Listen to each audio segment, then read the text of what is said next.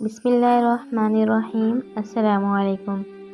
چہرے کی چھائیاں ختم کرنے کے لیے نسخہ: 1 عدد سیب لے کر اسے باریک پیس لیں، پھر اس میں 1 چمچ ہلدی، 1 چمچ لیموں کا رس اور 1 چمچ عرق گلاب شامل کر لیں۔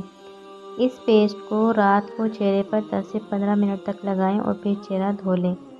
چند دن یہ عمل دہرانے سے چہرے سے داغ دھبے اور چھائیوں کا خاتمہ ہو جائے گا۔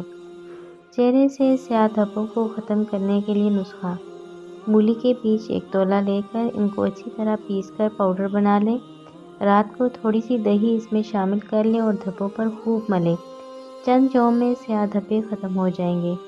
چہرے سے دانوں سے نجات کے لیے اگر چہرے پر باریک دانے نکل آئیں تو بھینس کے دودھ کی بلائی لے کر اس میں چند قطرے لیموں کے رس کے نچوڑ لیں۔ اس کو چہرے پر لگانے سے جھریاں اور دھبے دور ہو جائیں گے۔